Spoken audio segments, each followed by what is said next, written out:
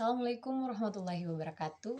Perkenalkan, nama saya Dina Olivia dengan NPM 22660107.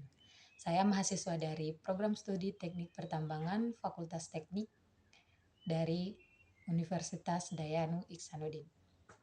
Di sini saya akan menjelaskan mengenai materi dari mata kuliah Sumber Daya Energi Non-Konvensional. Di sini saya mengambil materi ke-7 dengan judul Produksi dan Keekonomian CBM. Nah, untuk penjelasan pertama mengenai pendahuluan. Nah, dalam pendahuluan ini dia membahas tentang sistem CBM. Pada saat produksi CBM di dalam lubang bor, yang keluar itu terlebih dahulu air, dan untuk gas CBM dia akan mengikut setelah air. Kenapa demikian? Hal ini disebabkan karena adanya gas yang di dalam lapisan batu bara itu yang mengalami tekanan dan terperangkap oleh air di dalam klit atau matriks dari batu bara.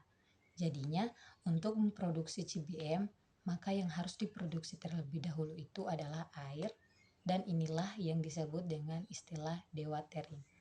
Kemudian untuk produksi CBM pada peringkat batu bara, pada produksi gas CBM, dia tergantung pada peringkat batu bara itu sendiri.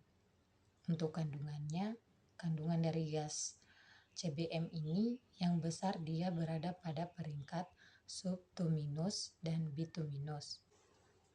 Pada karakteristik produksi gas CBM dan air, produksi gas CBM dan airnya dia memiliki sifat yang berbeda-beda.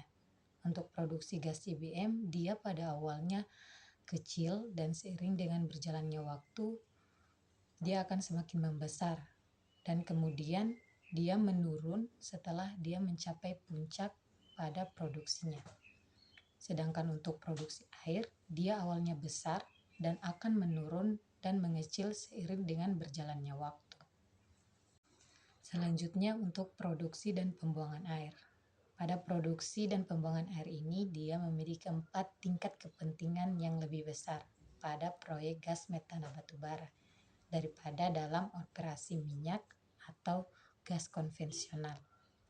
Biasanya yang dilakukan itu adalah airnya harus dikeluarkan dari batu bara ini untuk menurunkan tekanan dan memulai desorpsi metana.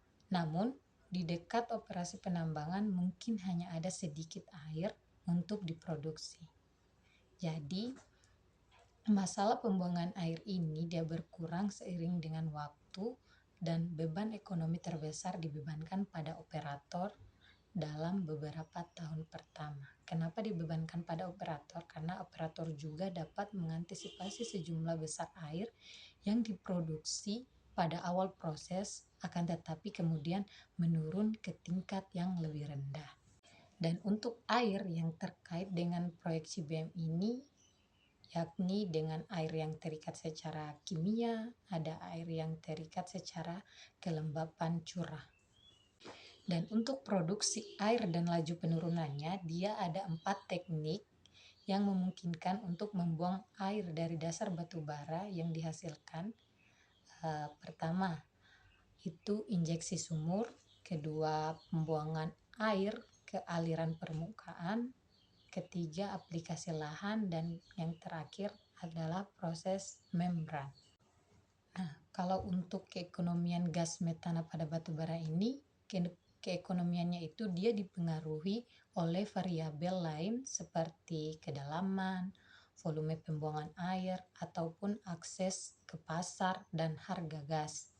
Dan untuk kriteria keekonomian pada proyek CBM ini, dia mempunyai akses ke jaringan pipa, kedekatan dengan pasar, kepastian kepemilikan, infrastruktur layanan ladang migas, dan peraturan lokal tentang pembuangan air yang berdampak pada profitabilitas properti CBM, dan untuk spesifikasi suatu wilayah untuk dievaluasi secara individual.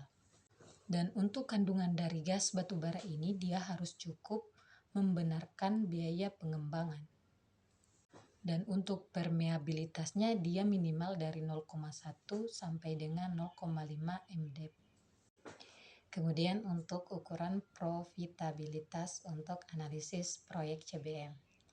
Nah, untuk ukuran ini dia terdapat 3 ukuran yang umum pada profitabilitas untuk menganalisis proyek CBM. Di antaranya yakni pembayaran, net present value profile atau nilai laba bersih, dan ROR arus kas yang didiskonkan. Dan untuk pembahasan terakhir mengenai cost. Nah, untuk pembahasan cost ini dia membahas tentang biaya yang menjadi perhatian dalam suatu proyek CBM. Di mana yang diperhatikan itu yakni tentang pengeboran dan kompresi, pembuangan air, dan juga feeding cost.